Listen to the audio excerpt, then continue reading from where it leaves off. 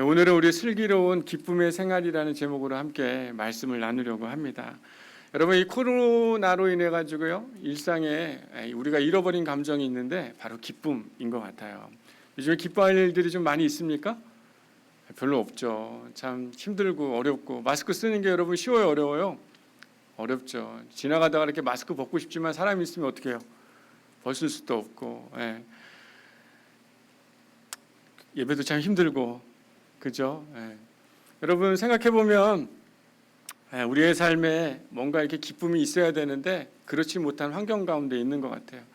옆에 있는 분에게 한번 이렇게 인사하면 좋겠어요. 당신의 마음은 안녕하십니까? 한번 물어보시겠어요? 당신의 마음은 안녕하십니까? 여러분, 안녕하다는 건 뭐예요? 잘 있습니까? 당신의 마음 괜찮습니까? 이렇게 질문하는 것 아니겠어요?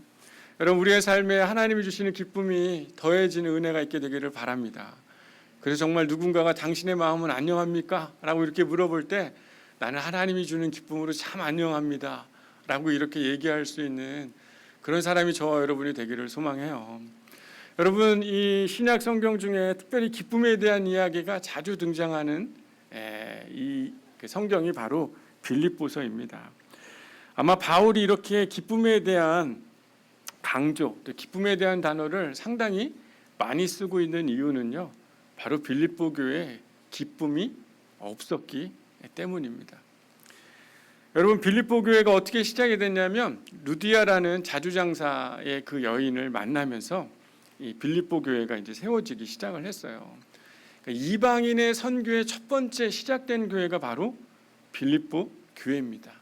그래서 이방인의 사도라 불려지게 된 이 바울 사도의 명칭을 얻게 된 게 바로 이 빌립보 교회의 사역 때문에 시작됐다라고 생각하면 돼요. 그래서 이 빌립보 교회를 향한 이 사랑이 나름대로 이 바울에게 많이 있을까요, 없을까요? 많았겠죠. 여러분, 한번 1장, 우리 빌립보서 1장 한번 볼까요? 얼마나 이 빌립보 교회를 바울이 사랑했는지 빌립보서 1장에 잘 기록이 되어 있습니다. 1장 3절부터 8절, 11절까지 쭉 되는데 한번 3절 보면 내가 너희를 생각할 때마다 나의 하나님께 어떻게 한다고요? 감사하고 있다. 얼마나 감사한지 모른다. 4절을 보니까 너희 무리를 위해서 나는 항상 기쁨으로 간구하고 있다. 5절에 보면은 첫날부터 이제까지 복음에 너희가 함께 나와 참여하고 있어서 참 너무나 좋다. 그러면서 뭐라고 얘기하냐면 8절에 보니까 뭐라고 나와 있습니까? 한번 읽어보겠습니다. 시작. 내가 예수 그리스도의 심장으로 너의 무리를 얼마나 사모하는지 하나님이 내 증인이시니라. 얼마나 사랑하는지, 그리스도의 심장으로 너희를 얼마나 사모하는지 바로 하나님이 증인이 된다라고 이야기할 만큼 이 빌립보 교회를 엄청 사랑하고 있습니다. 여러분, 특별히 저도 이 양문교회 담임 목회지가 첫 교회입니다. 그 내일이 되면 이제 6년 차가 되고 이제 7년 차가 이제 시작되는 그런 시기예요. 저도 여러분의 그 사랑하는 마음이 바울 사도와 같은 마음이 있습니다. 그래서 정말 예수 그리스도의 심장과 같이 제 마음속에 뛰는 그 사랑이 여러분을 향해 있다라고 진짜 이야기할 수 있습니다. 자, 여러분 사랑합니다. 사랑합니다. 특별히 정말 이 사랑하는 교회, 그리스도의 안에서 내가 그 증인이 될 만큼, 하나님의 증인이 될 만큼 사랑하는 그 교회 안에 기쁨이 없다고 생각해봐요. 여러분, 내가 이 교회, 양문교회가 제가 첫 담임 목회지인데 이 교회 안에 기쁨이 없는 교회라고 생각해봐요. 여러분, 그 마음이 어떨 것 같습니까? 상당히 이 바울에게는 엄청난 슬픔 가운데 있었을 것입니다. 여러분, 이 바울이 이 빌립보서를 작성하던 때는 로마 감옥에 있었을 때예요. 아마 이 감옥 속에서 자기가 가장 사랑하는 교회, 기쁨이 없는 그 이야기들을 들을 때 아마 이 감옥에서 나가면 가장 어디 교회를 먼저 가고 싶어 했을까요? 빌립보 교회를 가고 싶어 했으리라고 저는 생각합니다. 어떻게 보면 이 바울이 그 교회에 기쁨이 회복되기를 소망하는 마음이 있었기 때문에 그래서 계속 주 안에서 기뻐하라 다시 말하노니 너희가 주 안에서 기뻐하길 원한다. 기뻐해라, 기뻐해라. 그 이야기들을 바울이 빌립보서에 수없이 기록하고 있었습니다. 그렇다면 빌립보 교회가 왜 이런 기쁨이 없었는지 여러분 잘 알아야 되겠죠, 그죠? 정말 목사님 말이 맞는지 여러분 한번 성경을 보면 좋을 것 같습니다. 우리 3장 18절 말씀이에요. 오늘 본문 바로 전에 있었던 3장 18절을 보면 바울이 왜 이 빌립보 교회 안에 어떤 어려움이 있는지 잘 이야기를 해주고 있습니다. 우리 18절 말씀 한번 읽어볼까요? 시작. 내가 여러 번 너희에게 말하였거니와 이제도 눈물을 흘리며 말하노니 여러 사람들이 그리스도의 십자가의 원수로 행하느니라. 여러분, 내가 정말 눈물로 흘리면서 지금도 말하고 예전에도 너희에게 여러 번 이야기했지 않았니? 그게 바로 어떤 사람들을 유의하라는 겁니까? 17절을 보면은 17절에 뭐라고 나와 있습니까? 3장 17절에 보면 형제들아 너희는 함께 나를 본받으라. 그리고 너희가 우리를 본받은 것처럼 그와 같이 행하는 자들을 뭐하라고 이야기하고 있습니까? 눈여겨봐라. 얘들아 정말 잘 눈여겨봐야 된다. 이 사람들은 그리스도의 십자가에 반하는 자들이다. 예수 그리스도의 복음을 따르지 않고 오히려 이들에 대한 설명이 19절에도 또 기록이 되어 있습니다. 그들은 멸망을 가는 자들이고 그들의 신은 배고 그 영광은 그들의 부끄러움에 있고 땅의 일을 생각하는 자다. 결국에 이 사람들은 바로 그리스도의 이 복음을 역행하는 자들, 교회에 와서 복음이 진실이 아니라고 생각하며 거짓된 이야기를 하며 멸망 가운데 이끄는 자들을 눈여겨보며 그들을 주의해야 된다. 교회에 그런 사람들이 있는 걸 보면서 바울이 눈물을 흘리고 있었다고 이야기합니다. 여러분, 그 다음에 또 다른 이 빌립보 교회에 어려움이 있었는데 바로 그 슬픔이 뭐냐면 오늘 본문에 등장하는 유오디아라는 여인과 순두계라는 여인들로 인한 갈등 때문에 그렇습니다. 이 3절에 보면 이 여인들에 대해서 설명을 잘 하고 있는데 3절에 보면 중간에 저 여인들을 돕고라고 나와 있죠. 근데 그 여인들을 수식하는 그 문장이 뭡니까? 나와 함께 복음에 힘쓰던 그 여인들을 도와라 라고 이렇게 바울이 이야기를 하고 있습니다. 여러분 2절에 등장하는 이 유오디아라는 이 여인의 이름의 뜻은요 번영이라는 뜻이에요. 그리고 풍족한 이런 뜻입니다. 뭔가 부유하고 가진 게 넉넉했던 사람 같아요. 그리고 여러분 순두계는요 행복한 사건들, 해피 이벤트, 뭔가 행복한 일들이 많은 이 사람의 이 여인의 이름이 바로 그런 뜻입니다. 이 빌립보 교회의 아주 중추적인 역할을 했던 사람들인 것 같아요. 뭔가 이 두 사람의 성향은 맞지 않았던 것 같습니다.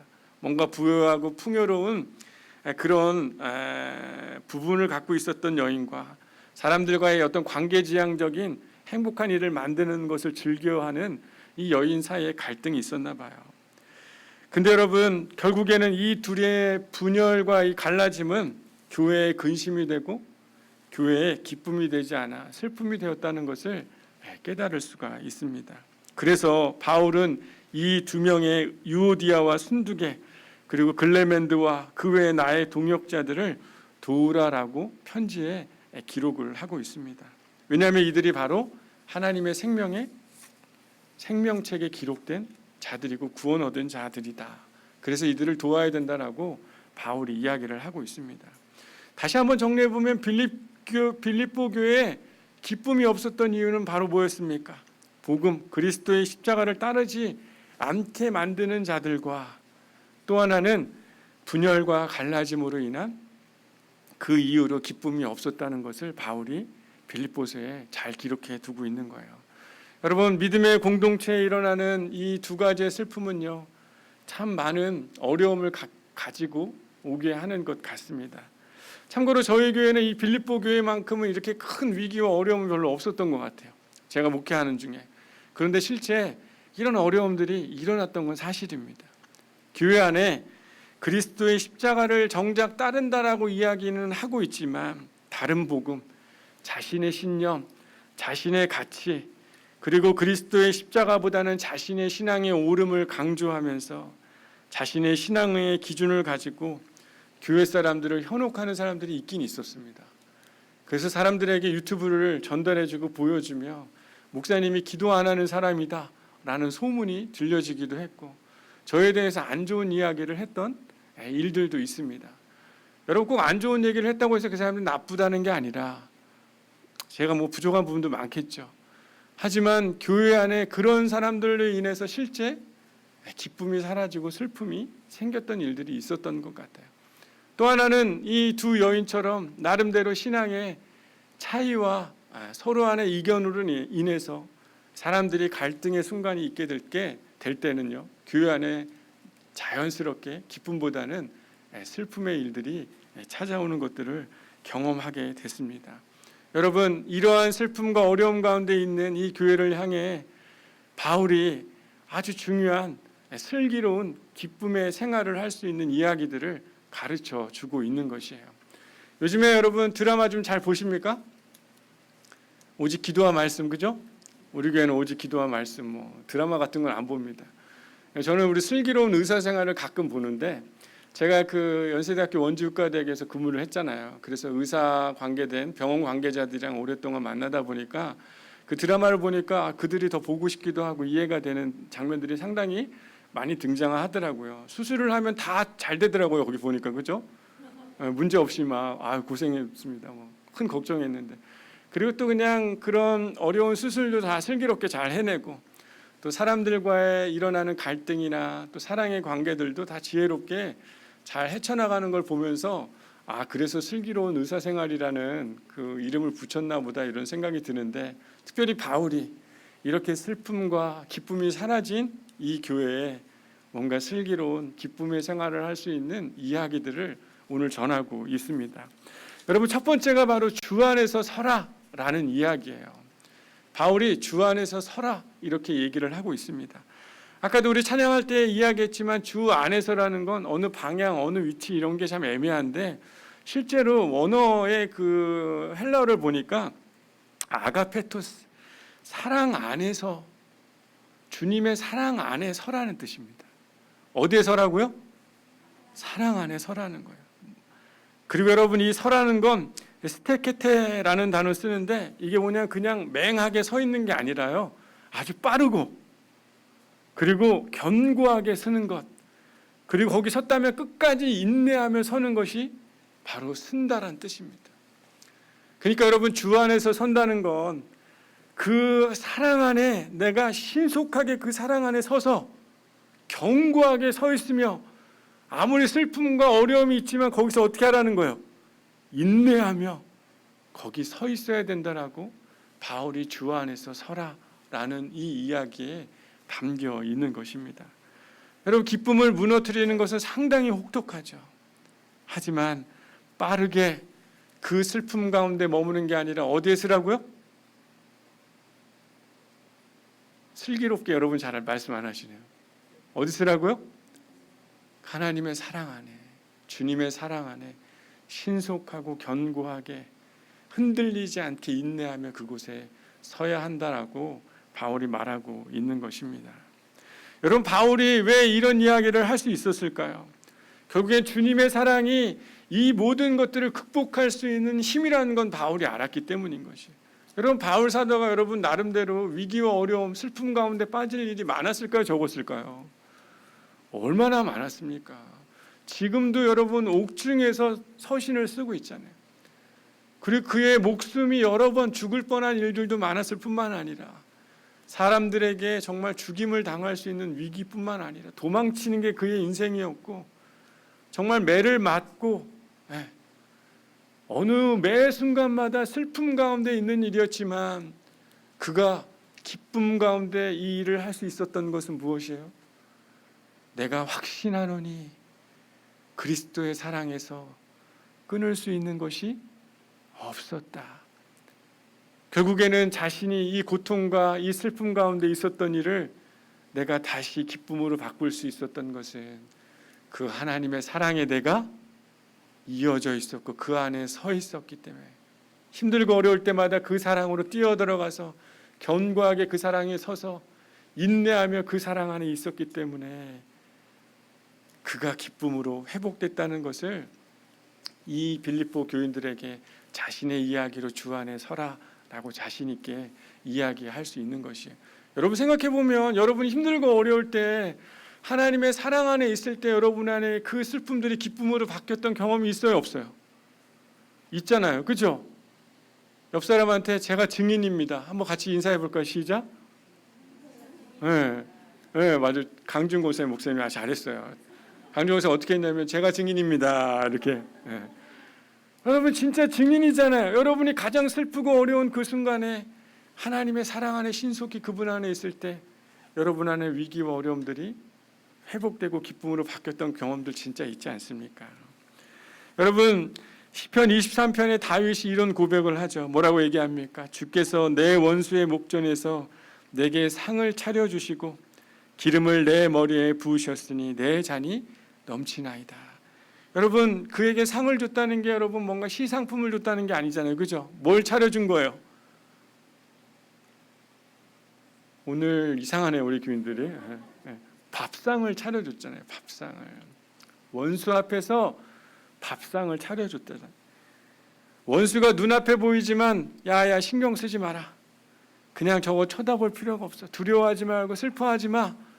나랑 같이 이 밥을 먹으면서 그냥 이 사랑의 식탁에 집중해라. 하나님이 나에게 그 사랑의 식탁에서 나를 집중하게 하셨다. 그랬더니 뭐라고 그러는 겁니까? 하나님의 그 마련한 식탁에서 승리와 부족함이 없게 하셨더니 결국엔 어떻게 된 것이에요? 기름을 내 머리에 바르시고 부으시고 내 잔이 넘쳤다. 하나님의 사랑에 초대된 그 자리에서 그분과 먹고 마시는 그 자리는요, 성령께서 기름 부음이 있고 날마다 부족함이 없는 잔을 채워가시는 하나님의 사랑이 있었다는 것을 다윗이 경험했기 때문에 그런 고백을 하고 있는 것 아니겠습니까? 여러분, 여러분의 삶에 어떤 슬픔과 어려움이 있다 할지라도요, 주의 사랑 안에 서기를 소망합니다.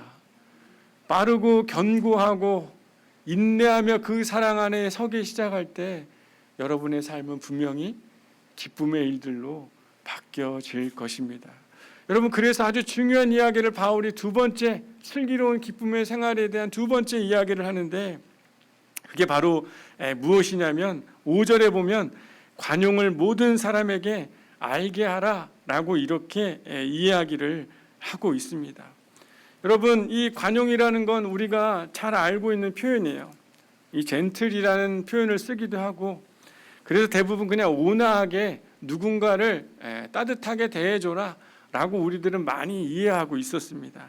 친절하게 대하라. 그런데 여러분 이 빌립보서의 문맥상의 이야기를 보면 그런 이야기를 하고 있는 게 아니에요. 실제 이 에피에이케스라는 이 관용이라는 단어는요, 공정하게 품위 있게 이런 뜻입니다. 문맥상의 이야기를 보면 어떤 사실, 진리에 맞게 어느 한쪽에 치우치지 말고 올바르게 서 있어야 된다, 이 이야기가 바로 이 관용이라는 표현입니다. 왜냐하면요, 여러분 오늘 이 5절 말씀을 보면 너의 관용을 모든 사람에게 알게 하라. 그 뒤에 뭐가 나옵니까? 주께서 가까우시리라. 야, 주님이 가까이 오시니까 너 사람들한테 친절히 대해야 돼. 이런 얘기를 지금 바울이 하고 있는 게 아닌 것이에요. 여러분 3장 20절 말씀 한번 볼까요? 3장 20절에 아주 분명한 얘기를 합니다. 이 십자가를 어지럽히는 자들을 향해서 얘기하는 거예요. 20절에 그러나 우리의 시민권은 어디에 있다고요? 하늘에 있다. 거기로부터 구원받은 자, 구원하는 자, 곧 주 예수 그리스도를 우리는 기다리는 자다. 그리고 여러분 4장 2절에 이 여인, 두 여인을 향해서 내가 유오디아를 권하고 순두개를 권한다라는 표현이 있죠, 그죠? 이 권하다라는 표현은요, 파라칼레오인데 법정에 설 수 있는 증거를 제출하는 그런 의미를 담고 있는 거예요. 둘이 서로 가까이 해라 이런 얘기도 있지만 그냥 친절하고 가까이만 서는 게 아니라 뭐라는 것이에요?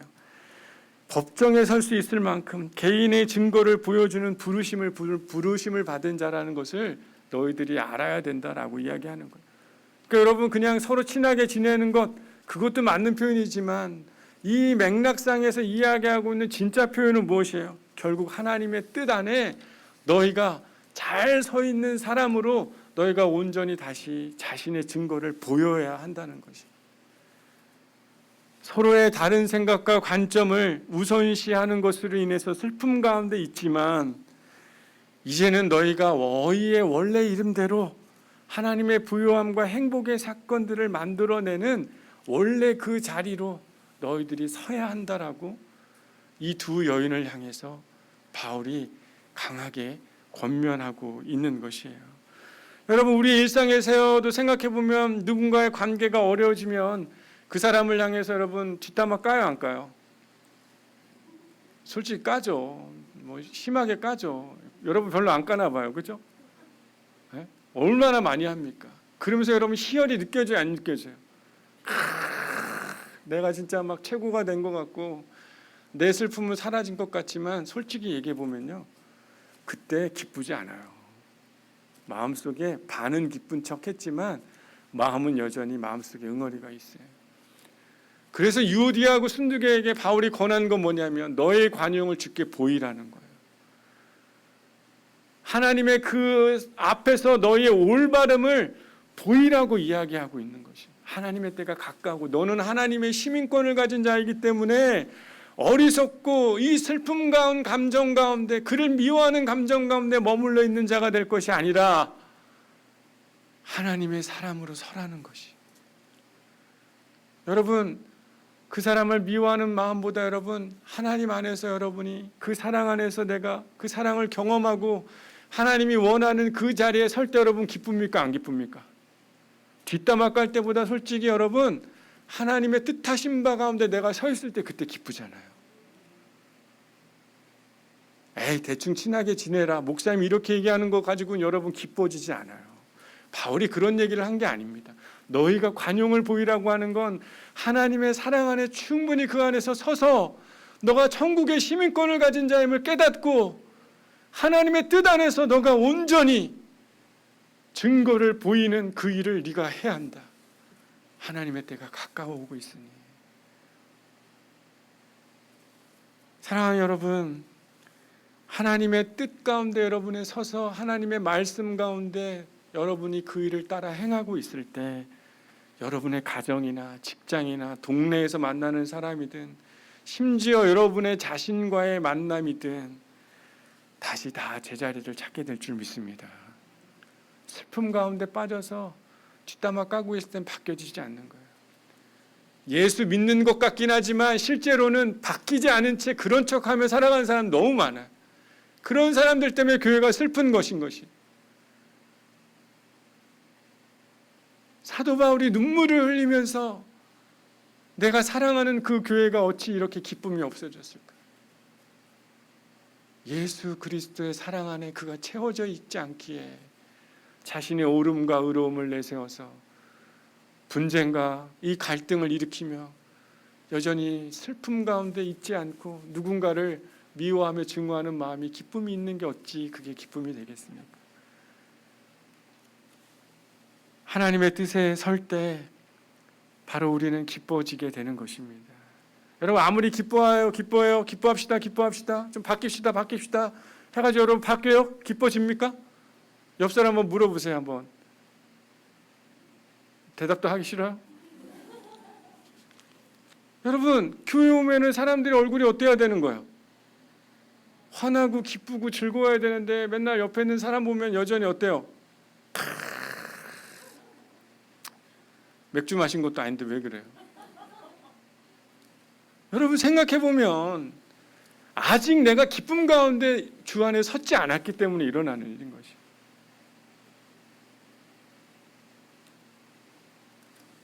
세 번째, 슬기로운 기쁨의 생활에 대해서 알려줘요. 이렇게 하나님 앞에 서기 위해서, 이런 모습으로 바뀌어지기 위해서 너희가 뭘 해야 되는지 슬기로운 기쁨의 생활 세 번째를 사도 바울이 알려줍니다. 세 번째가 뭐냐면 바로 6절하고 7절에 나와 있는 거예요. 아무것도 염려하지 말고 다만 모든 일에 기도와 간구로 너희 구할 것을 감사함으로 하나님께 아뢰라. 그리하면 모든 지각에 뛰어난 하나님의 평강이 그리스도 예수 안에서 너희 마음과 생각을 지키시리라. 우리는 이 말씀을 오해해요. 아무것도 염려하지 말고 야 너희들 기도와 간구를 하면 구할 것을 감사함으로 하나님께 아뢰라. 그러면 7절 말씀이 그러면 너에게 모든 걸 주시리라 이렇게 알고 있는데 원래 그 말씀이 아니라 예수 안에서 너희의 마음과 생각을 지키게 하시리라. 여러분, 이 마지막에 이 말씀을, 그 7절 말씀을 직역해 보면 이런 겁니다. 모든 것을 넘어서게 하는, 이게 현재 진행형이에요. 너희들이 지금 근심하고 슬픔 가운데 있는 것을, 모든 것을 넘어서게 하면 지금도 하고 있는 하나님의 평강이 그리스도 안에 있는 너희의 마음과 생각을 지켜내실 것이다. 하나님의 평강, 여러분이 평강은 구약에서 말하는 샬롬을 말합니다. 전쟁으로부터 평안한 것이고요, 개인 간의 관계에서 평화롭고 안전하고 번영이 있고 삶의 질서가 일어나는 것, 양과 소출이 풍성한 그런 완전한 삶의 모습, 슬픔이 없는 그런 모습을 말하고 있는 것이에요. 그러니까 결국에 샬롬이라는 건 정신적이고 물질적이고 육체적이고 그 모든 이상적으로 완전한 모든 것이 충족된 상태, 그 상태를 너희에게 이루어 가시도록 너희가 구해야 되고 간구해야 된다라고 말하고 있는 것이에요. 모든 것을 넘어서도록 하고 있으신 하나님의 완전함이 예수 그리스도 안에 있는 너희의 마음과 생각을 지켜내도록 너희가 기도해야 된다라고 말하고 있는 것입니다. 여러분, 바울은요, 그냥 너희가 이 문제에 머물러 있는 것이 아니라, 생각해 보면 그냥 이렇게 머물러 있어야 된다라고 얘기했으면 이 말씀만 끝나는데 8절 9절 말씀도 바울이 함께 이야기하고 있는 거예요. 그래서 뭐라고 얘기하는 겁니까? 끝으로 내가 잘 얘기한다.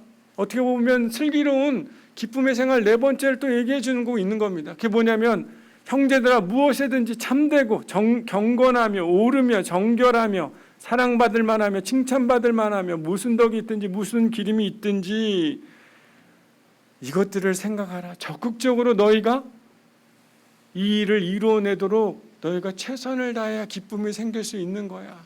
그러면서 마지막에 9절에 뭐랍니까? 내게 배우고 받은 바 본 바를 뭐하라? 행하라. 그리하면 평강의 하나님이 너희와 함께 계시리라. 여러분, 실제 우리의 삶에 하나님 안의 기쁨으로 회복되기 위해서는요, 그 사랑 안에 있어야 우리가 회복된다는 사실을 깨닫기를 소망합니다.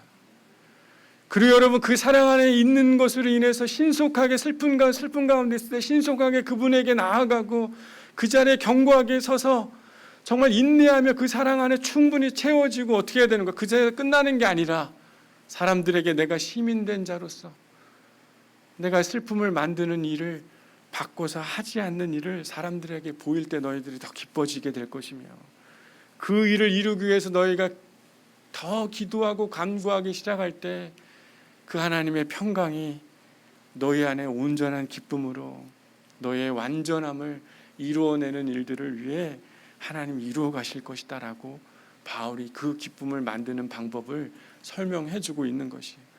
그래서 그냥 그래야지 라는 차원이 아니라 너희가 어떻게 하라는 거야? 내가 너희에게 가르쳐 준 바, 내가 행한 바대로 너희도 어떻게 하라고요? 행하라. 그러면 그 교회가 너희의 삶의 슬픔들이 기쁨 가운데 바뀌어지게 될 것이다 라고 바울이 아주 강하게 이야기하고 있는 것이에요. 여러분, 여러분의 삶에 슬픔 가운데 있는 사람들이 있습니까? 가정의 나름대로 해결해야 될 삶의 문제들이 있어요? 아니, 누군가와 여러분 갈등 관계 가운데 있어서 여러분 슬픔 가운데 있는 사람이 있습니까? 좋아져야지, 해결돼야지라고 해서 되는 게 아니라 그리스도의 사랑 안에 섰을 때 여러분은 새로워지는 은혜를 경험하게 될 줄 믿습니다. 뒷담화 까면서 아우 기쁘다라고 하고 있을 땐 여러분 진짜 기뻐해지는 게 아니에요. 천국의 시민된 자로서 그분의 사랑을 내가 경험하고 안 자로서 무엇이든지 참되며 오르며 선하며 하나님의 뜻 가운데 내가 서며 나아가기 시작할 때, 그때 여러분은 새로운 기쁨과 새로운 하나님이 주시는 참된 완전한 평강 가운데 여러분들이 살아가게 되는 은혜를 경험하게 될 줄 믿습니다. 사랑 여러분, 혹시 여러분의 삶이 십자가와 반대되는 땅의 일을 생각하며 멸망으로 가는데 슬퍼하지 않고 있는 자라면, 아니면 내가 나의 의로움과 하나님의 그 번영과 하나님이 주시는 행복한 일들을 놓치고 누군가의 관계에서 슬픔을 만들어내고 있는 사람들이라면요, 여러분 돌이키시기를 소망합니다. 그리고 혹시라도 여러분 그런 슬픔 가운데 빠져 있는 분들이 있다면요, 예수의 사랑 안에 다시 서기를 바랍니다. 내가 확신하노니 그분의 사랑 안에 내 모든 것이 다시 온전케 되고 기쁨으로 바뀌었던 바울의 고백처럼요, 저와 여러분의 삶에도 그런 고백이 다시 이루어지게 될 줄 믿습니다. 여러분 다시 한번 슬기로운 기쁨의 생활에 여러분 도전하고 싶습니까? 여러분의 드라마의 이름이 장익의 슬기로운 기쁨의 생활이라는 이름이 좀 타이틀 달려야 되는 거 아니겠어요? 장익 드라마 봤더니 하나님 딱 봤더니 얘는 지금 슬기로운지 멍청한지, 예? 아니면 진짜 그냥 형식만 그렇게 하고 있는지 하나님 알까요? 모를까요? 알 수 있어요. 좀 슬기롭게 좀 보여줍시다. 기쁨 가운데 기뻐해야지 이게 아니라 어떻게 하는 거예요? 왜 말을 안 해요? 적극적으로 주 안에 서기 시작해야 하는 것이, 그 말씀이 우리를 사로잡아 우리를 기쁨 가운데 우리를 인도해 가실 것입니다.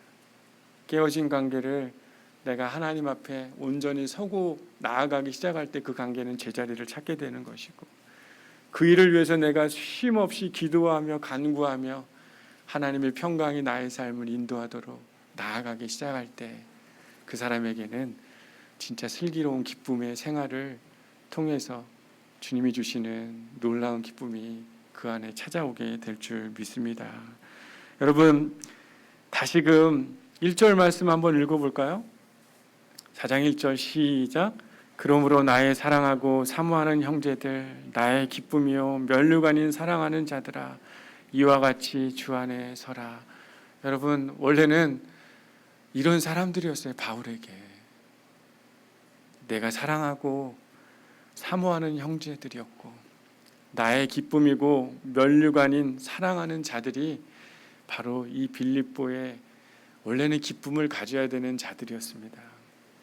다시 한번 바울의 너희들이 하나님의 사랑 안에, 하나님의 기쁨 안에, 하나님의 그 사랑의 면류관인 자들이 되기를 소망하는 것처럼 저와 여러분도 이 고백 가운데 있는 자들이 되기를 소망하고, 이 양문교회가 정말 그 기쁨의 슬기로운 기쁨의 생활을 하는 자들이 모이는 그런 축복된 교회가 되기를 소망합니다. 우리 기도하겠습니다.